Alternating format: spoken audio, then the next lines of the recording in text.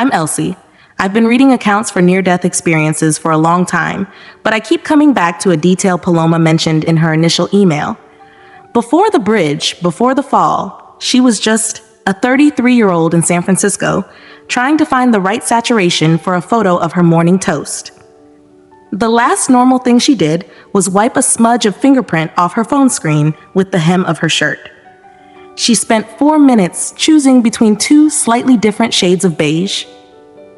It was a Thursday. It was just a regular morning on the coast. But looking back at the time-stamped files Paloma sent us, those beige squares were the last markers of a world she was about to leave behind for 7 minutes.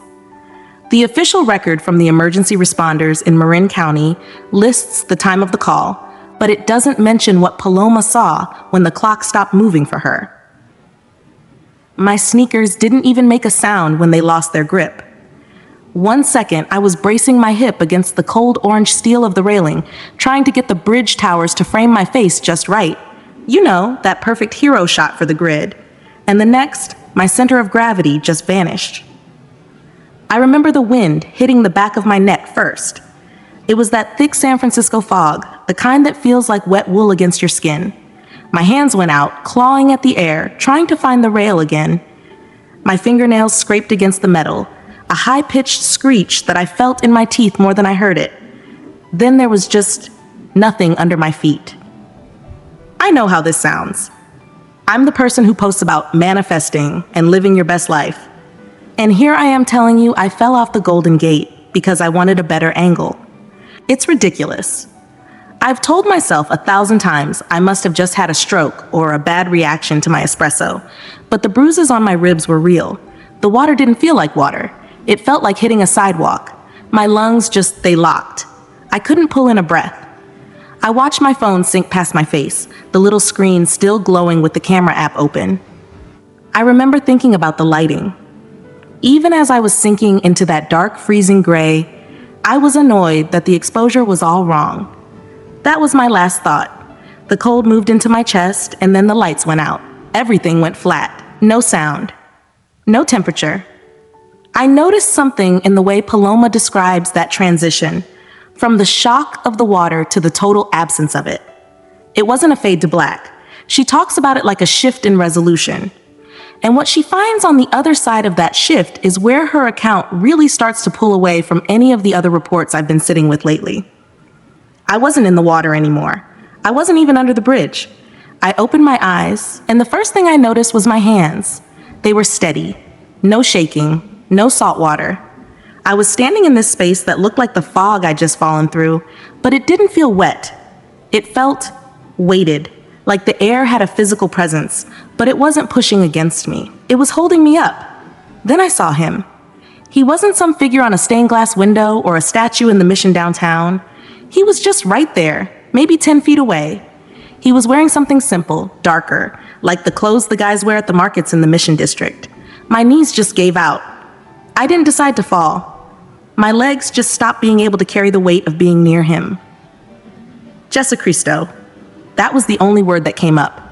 My abuela's voice was suddenly in the back of my head, saying that name like she did when she was lighting her candles on Sunday. He moved toward me, and I tried to look up, but my eyes couldn't stay focused. It was like trying to look at the sun through a lens that was too wide. Paloma, he said. His voice didn't come through the air. It felt like it arrived inside my ribs. I put my hand over my heart. I wanted to say I was sorry for the bridge, for the selfie, for being so shallow. I tried to find the words to explain my brand, my followers, why I was even out there that morning. He smiled, and it wasn't like a good-for-you smile. It was the kind of look my father used to give me when I was 5, and I thought I'd hidden a broken plate well enough that he wouldn't see it. He saw everything. "You've been talking to my spirit for years," he said. I shook my head. I wanted to tell him I didn't pray like that. I used meditation apps. I talked about the universe. I didn't do the Holy Spirit thing. He reached down and touched my shoulder. His hand felt like heat, real, physical heat that moved through my jacket. "You've been talking?" he repeated, but you never learned how to hear him speak back. I gripped my own elbows. I felt like a fraud.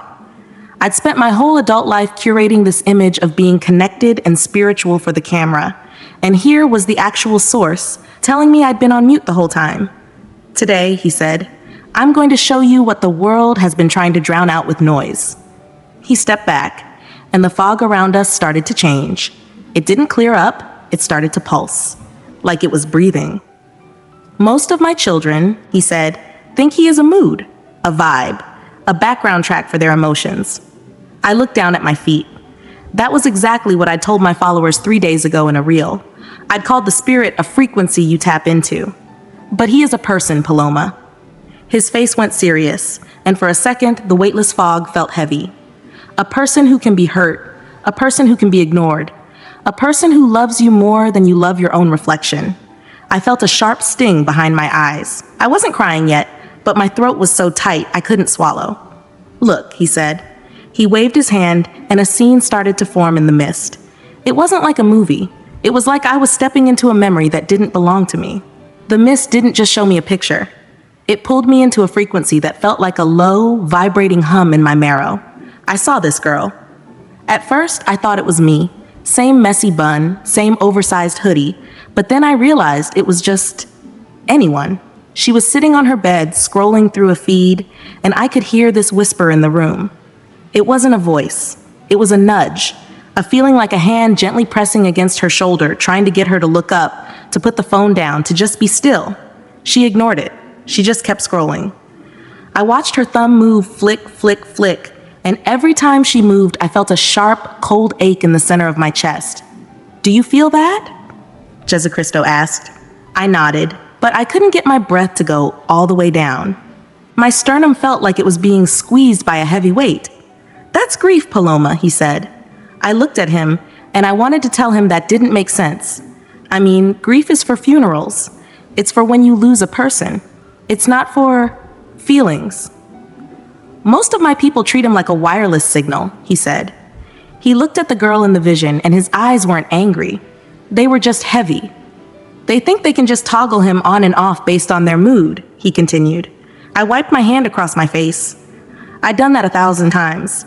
I'd post a caption about finding my center, and then spend 6 hours obsessing over the comments. I treated the Holy Spirit like an aesthetic, something to make my life look more curated, more authentic for the camera. But you don't grieve a signal, Paloma, he said, and you don't grieve a vibe. I looked back at the girl. The whisper was getting quieter. The room felt like it was losing its warmth, turning into that flat gray light you get in San Francisco right before a storm breaks. You only grieve a person, he said. You only grieve someone you love who won't even look you in the eye. My hands started to shake. I had this sudden, vivid memory of being 16 and ignoring my mom's calls because I was at a party I wasn't supposed to be at. That feeling, the way I knew she was waiting, the way I chose the noise over her voice, that was exactly what I was feeling now. Only it wasn't my mom. It was God. I'm sorry, I whispered. My voice sounded thin, like it was being pulled through a straw. I know how this looks.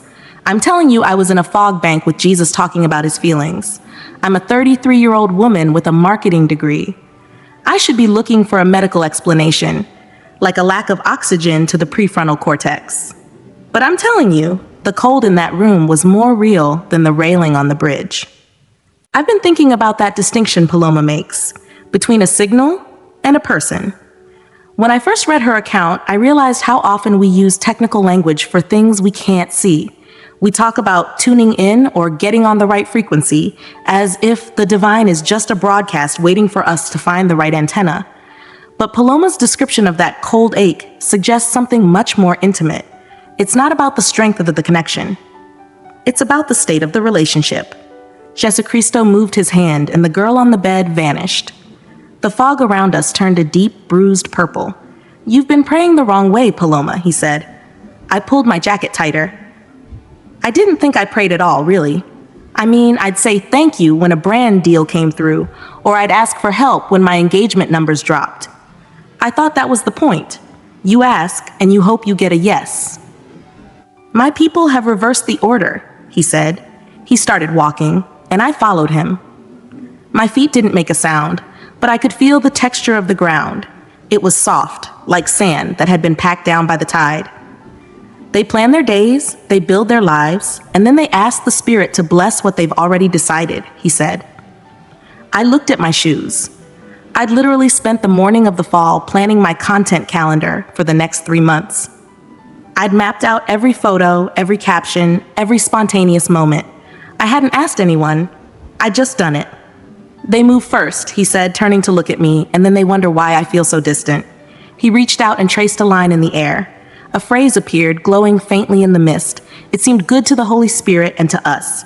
Do you see the order there? He asked. I stared at the words. The Spirit came first, not the us. The early church lived in the listen, he said. I didn't understand what that meant. I thought listening was what you did when you were waiting for someone to stop talking so you could say your part. They didn't make a move until he spoke, he said. They didn't launch a mission until he led.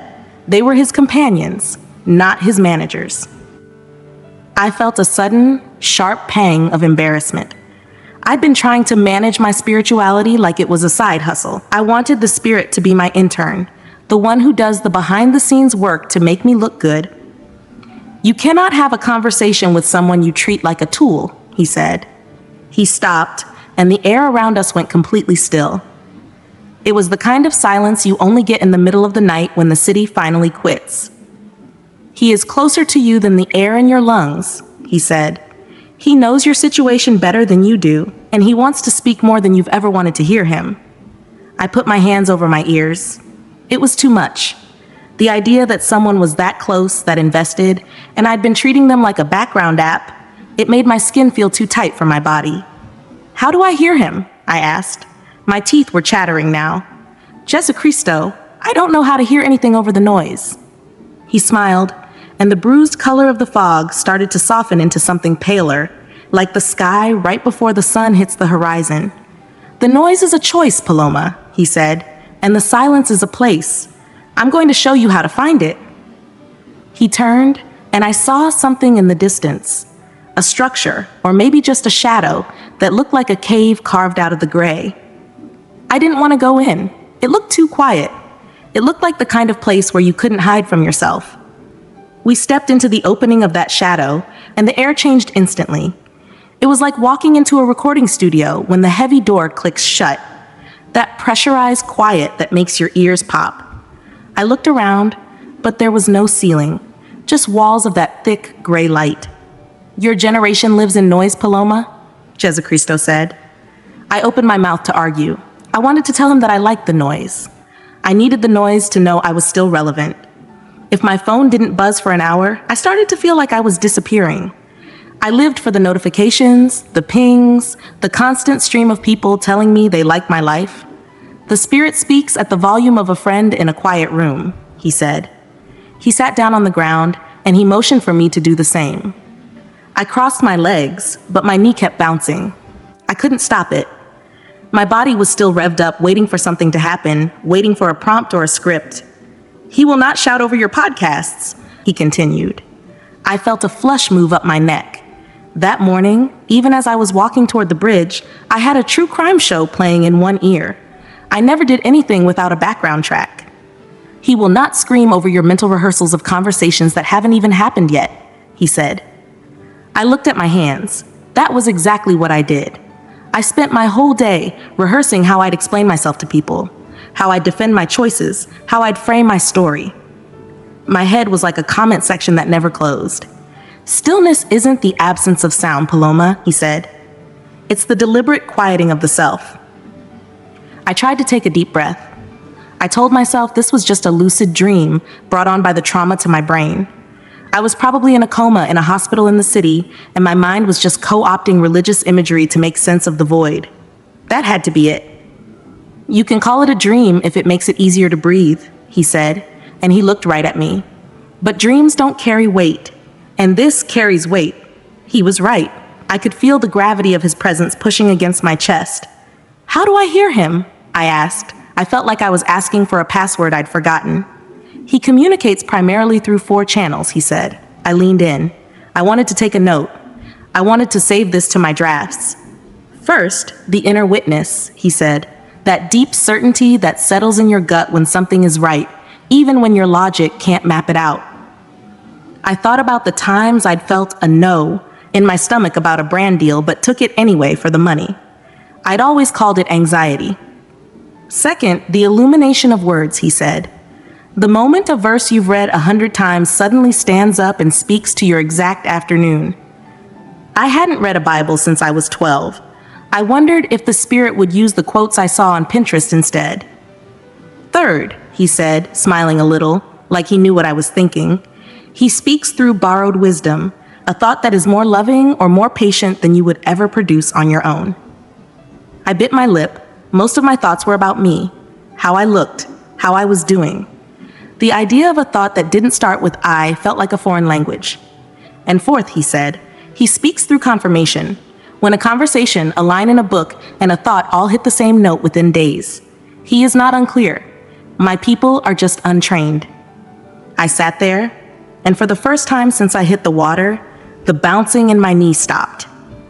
I read a comment on one of our recent videos. I think the handle was something like SF Native 77, and they said that their biggest fear wasn't the end of life, but the realization that they'd lived it while being distracted by 1,000 small things that didn't matter.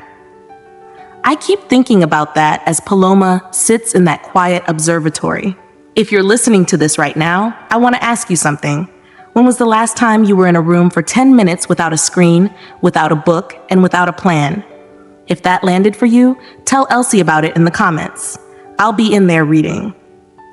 Jesucristo stood up and walked toward the edge of the shadow.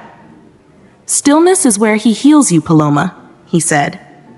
I stood up too, and my legs felt heavy, like I was walking through deep water.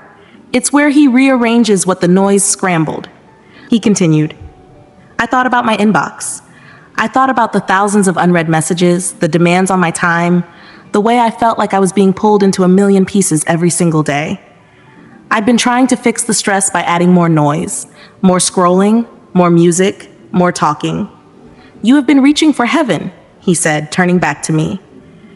But relationship is not about reaching, it's about coming home. I looked at the ground. I'd spent my whole life reaching for more followers, reaching for a better house, reaching for a version of myself that felt good enough. Obedience is the volume knob of his voice, he said. I looked up. What do you mean? Every time you do what you hear him say, his voice gets clearer, he said. Every time you ignore the nudge because it's inconvenient or doesn't fit your brand, the sound dulls.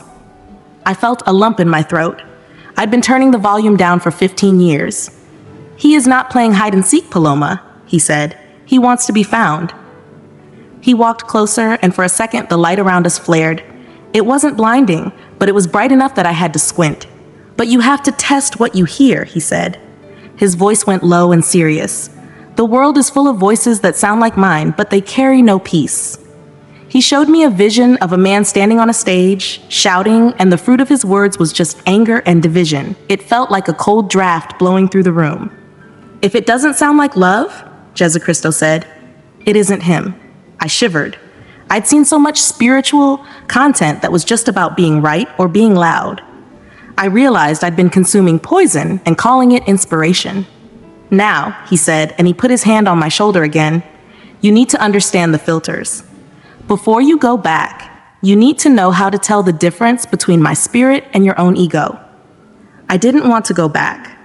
I wanted to stay in the pressurized quiet where nothing could hurt me. But the fog at the edge of the observatory was starting to move, pulling back like the tide, and I could see the city again. Not the real city, but a version of it that looked like it was made of glass and smoke. Jesucristo stopped by the edge of that glass-colored city. He didn't look at the skyline. He looked at me, and his eyes were like two steady points of heat. 4 filters, Paloma, he said. Before you follow a thought, you run it through these. I felt my heart do a weird little hitch. I spend my whole life running photos through filters, adjusting the contrast, the warmth, the grain. Now he was talking about filtering my soul. First, the word, he said. The spirit will never tell you to do something that contradicts what I've already said. If the voice tells you to be cruel or to lie for the sake of your image, it's not him. I looked at my boots. I'd told plenty of small lies for the sake of a campaign. I'd called it marketing. I'd called it brand strategy. Does he really care about my Instagram, I asked. It sounded stupid the moment it came out. He cares about your heart, Paloma, he said, and your heart is what's behind the screen. He let that sit for a second. I wanted to look away, but I couldn't. Second, the filter of peace, he said. The enemy rushes you. He creates that frantic, urgent panic that makes you feel like you have to decide now. The Spirit leads. He creates clarity even when the path is hard. I wiped my palms on my jeans. I lived in that frantic now. I lived in the rush of the next post, the next deadline, the next trend. I realized I hadn't felt real clarity in years. Just a constant buzzing static. Third, the filter of my heart, he said. Does the voice sound like me? Is it humble? Is it redemptive? Or is it proud and biting? My spirit never seeks to mock or destroy. I thought about the call-out culture I participated in, the way I'd use my platform to take swipes at people just to get the engagement up. It never felt right, but it felt effective. And fourth, he said, the filter of fruit. What does that path produce in your life over time? Does it produce love and self-control, or does it produce bitterness and division? He showed me a quick flash of my own life, a week when I'd hit 1 million views, but I was so miserable I couldn't get out of bed. The fruit was rotten. I could see it now. Obey the nudge, Paloma, he said, and the voice will become the only one you trust.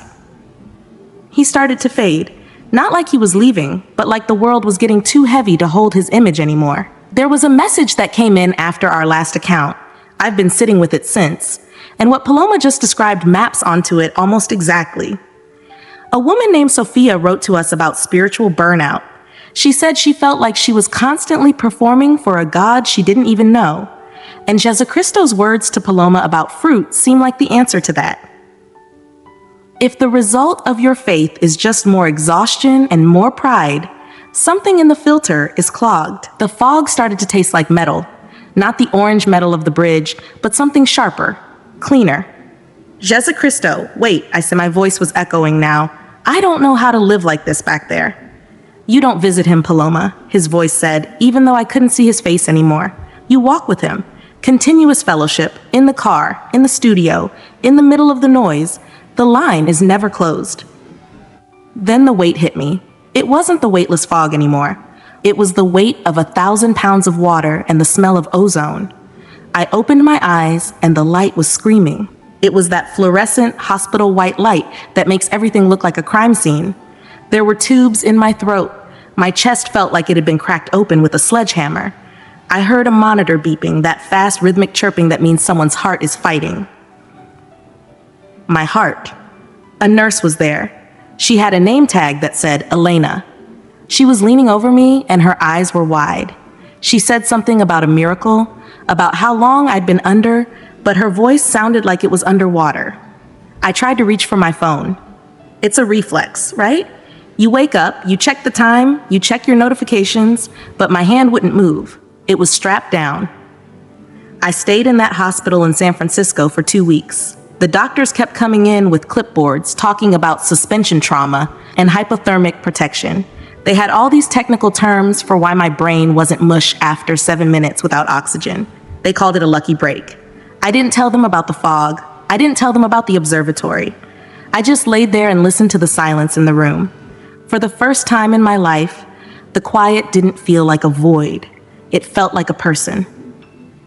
I'm back in my studio now. I still post. I still do the work. But the hero shots don't feel the same. Sometimes I'll be in the middle of an edit, trying to find the right filter for a sunset, and I'll feel that nudge, that gentle pressure on my shoulder. I'll put the phone down. I'll just sit there for 10 minutes. I know people think I've lost my edge. My engagement is down because I'm not as loud as I used to be. I don't jump on every trend. But when I'm still, I can hear it. That voice at the volume of a friend in a quiet room. I'm not reaching anymore. I'm just home. Yesterday, I was at the market in the Mission, and I saw a man who looked a little like him from behind. Simple jacket, dark hair. My heart stopped for a second. I almost reached out to touch his sleeve. Then my phone vibrated in my pocket. A new comment, a new notification. I didn't pull it out. I just felt the weight of it against my hip and kept walking. My hand went to my chest, right where that cold ache used to be. It's warm now. It's just warm. I read a bit of the history behind a word Paloma used right at the end: companion. It comes from the Latin compagno, which literally means one who breaks bread with another. It's not about a follower or a fan. It's about someone who sits at the table. And I've been thinking about that since I finished Paloma's account. We live in a world that wants us to be fans of everything, to follow, to like, to subscribe. But Paloma's experience suggests that the Holy Spirit isn't looking for a following. He's looking for someone to share a meal with in the quiet. One moment in Paloma's account has been sitting with me since I closed the file. She mentioned how she still feels a reflex whenever her phone vibrates, but she doesn't always answer it. She's learned to prioritize a different kind of notification. I wonder how many of us are missing the nudge because we're too busy responding to the buzz. I'll be thinking about that tonight as I look out at the fog rolling in over the Marin headlands.